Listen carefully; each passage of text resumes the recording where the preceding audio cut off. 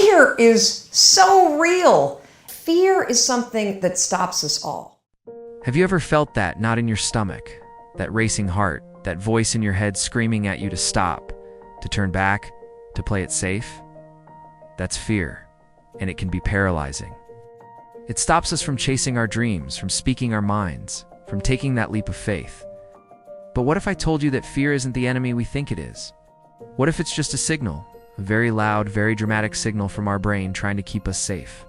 Today, we're going to dive deep into the nature of fear and uncover the most powerful way to conquer it, taking action. Let's get one thing straight. Fear is completely natural. It's a survival mechanism hardwired into our DNA. Think about our ancestors. They lived in a world full of real, immediate dangerous predators lurking in the shadows. Rival tribes, unpredictable weather. Their brains developed a powerful fear response to keep them alive. When faced with uncertainty, their amygdala, the brain's alarm system, would fire up, triggering the fight-or-flight response. This flooded their bodies with adrenaline and cortisol, preparing them to either face the threat or run for their lives. It was an incredibly effective system for survival in a dangerous world. Fast forward to today, for most of us, the saber-toothed tigers are gone. Our daily threats are rarely life or death. Instead, we fear things like public speaking, starting a new business, asking someone on a date, or posting our creative work online. The threats have changed, but our brain's response hasn't. It still sees uncertainty and potential failure as a tiger in the bushes. That feeling of dread you get before a big presentation.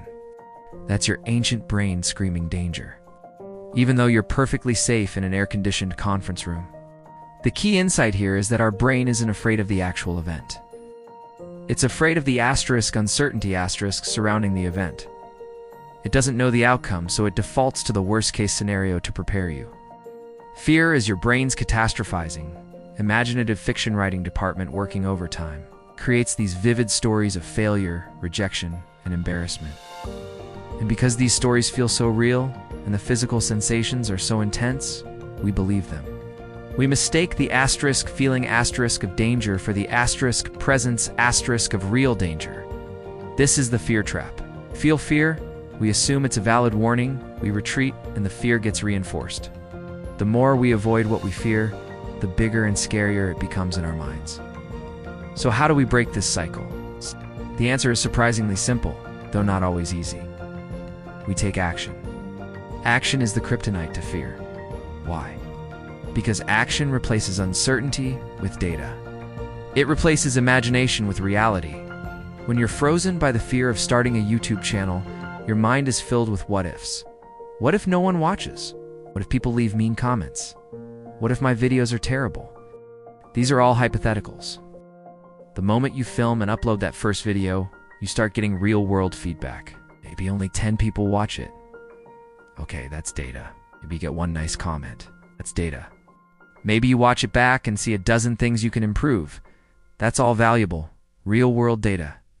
You've moved from the realm of terrifying imagination into the realm of practical problem-solving.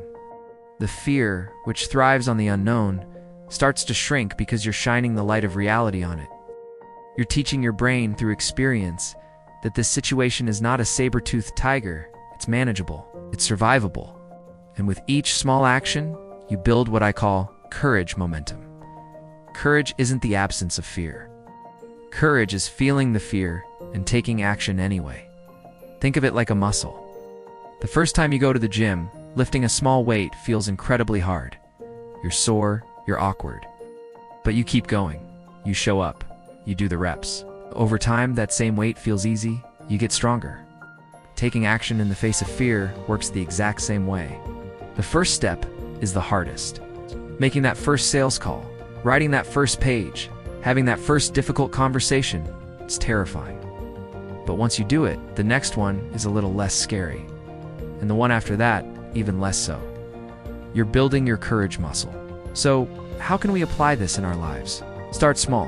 You don't have to conquer your biggest fear overnight. The principle of minimum viable action is your best friend. What is the absolute smallest, least intimidating step you can take in the direction of your goal? If you're afraid of public speaking, don't sign up to give a TED Talk tomorrow. Maybe your first step is just to speak up once in a team meeting. Maybe it's just practicing a 1-minute talk in front of a mirror. Or even just writing down 3 bullet points for a potential talk. Each tiny action proves to your brain that you can handle it. It rewires that fear response little by little. Let's say you dream of being a writer, but are terrified of rejection. Your minimum viable action could be writing for just 15 minutes a day, or sharing 1 paragraph with a trusted friend. The goal isn't to write a bestseller on day 1. The goal is to take a small, concrete action that moves you forward and starves the fear of its fuel in action and uncertainty. Remember, clarity comes from engagement, not from thought. You can't think your way out of fear. You have to act your way out of it. Another powerful technique is to reframe the physical sensations of fear. It's that racing heart, those sweaty palms. That's not just fear, it's also the physical signature of excitement. The physiological response is nearly identical. The only difference is your interpretation. The next time you feel those sensations, instead of saying to yourself, "I'm so scared," try saying, "I'm so excited." This simple cognitive shift can trick your brain into reinterpreting the signals from a threat to a challenge. It turns anxiety into anticipation. You're taking the energy that fear gives you and redirecting it towards positive action.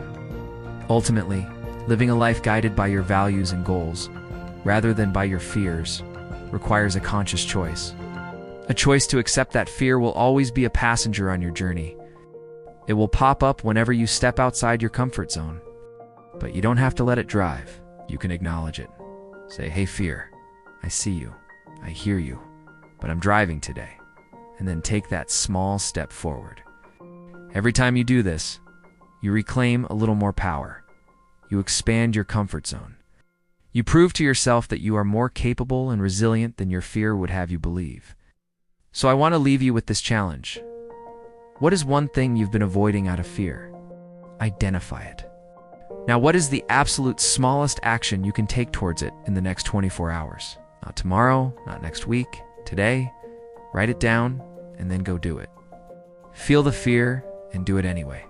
Because on the other side of that action isn't a tiger. It's growth, it's confidence, and it's the life you truly want to live. Thank you so much for watching. If this video resonated with you, please hit that like button and subscribe for more content on building a life you love.